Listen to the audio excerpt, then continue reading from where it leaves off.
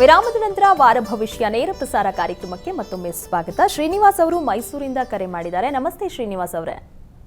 ನಮಸ್ಕಾರ. ನಮಸ್ತೆ. ಯಾರ ಬಗ್ಗೆ ಕೇಳಬೇಕಾಗಿತ್ತು? ನಮ್ಮ ಬಗ್ಗೆ ಹುಟ್ಟಿದ ದಿನಾಂಕ, ಸಮಯ ತಿಳಿಸಿ.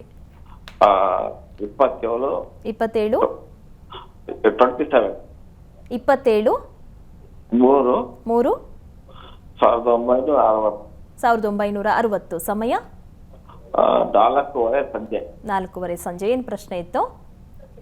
ಇದು ನಮ್ ಲ್ಯಾಂಡ್ ಬಗ್ಗೆ. ಸರಿ, ಶಾಸ್ತ್ರಿಗಳಿದ್ದಾರೆ, ಮಾತಾಡಿ.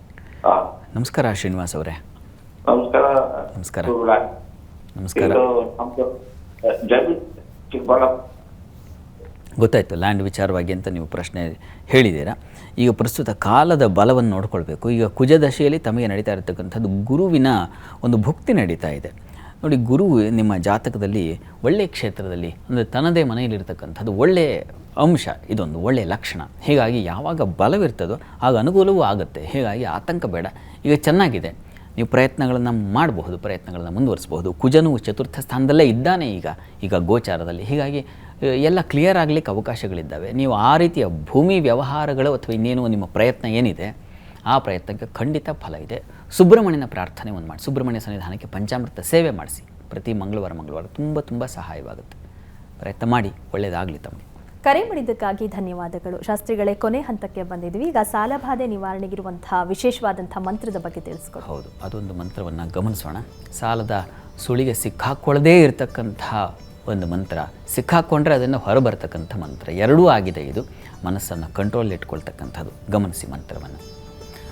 ನೀವು ಪೋಷಕರಾಗಲು ಕಾಯುತ್ತಿದ್ದೀರಾ? ಚಿಂತಿಸದಿರಿ. ಓಯಾಸಿಸ್ ಫರ್ಟಿಲಿಟಿ 90,000 ದಂಪತಿಗಳ ಜೀವನದಲ್ಲಿ ಸಂತೋಷವನ್ನು ತಂದಿದೆ. 7825893601ಗೆ ಕರೆ ಮಾಡಿ. ಅತ್ಯದ್ಭುತ ರಿಯಾಯಿತಿ ಪಡೆಯಿರಿ ಹಾಗೂ ಎಲ್ಲರಿಗೂ ಗುಡ್ ನ್ಯೂಸ್ ಕೊಡಿ.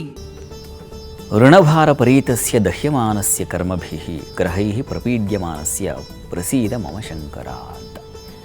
ಇದು ನಿಮ್ಮ ಒಂದು, ನಾನಾಗಲೇ ಹೇಳಿದ ಹಾಗೆ, ಋಣಭಾರ ಅಂತಕ್ಕಂಥದ್ದು ನಮಗೆ ಎಲ್ಲಿಂದ ಪ್ರಾರಂಭವಾಗುತ್ತೆ?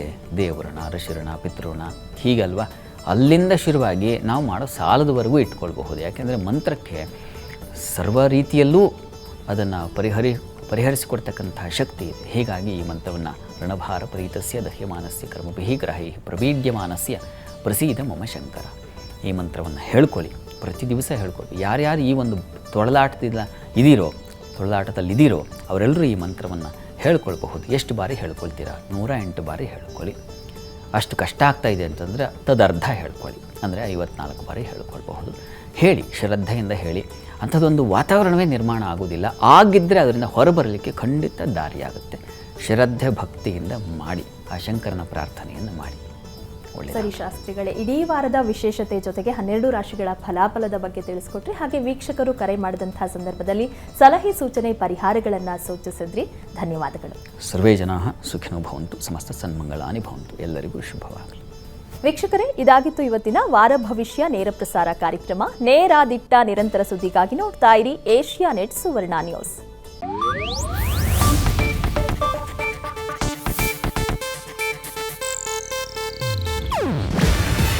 ಇದು ಏಷ್ಯಾನೆಟ್ ನ್ಯೂಸ್ ನೆಟ್ವರ್ಕ್ ಪ್ರಸ್ತುತಿ. ನೀವು ನೋಡ್ತಿದ್ದೀರಾ ಏಷ್ಯಾನೆಟ್ ಸುವರ್ಣ ನ್ಯೂಸ್.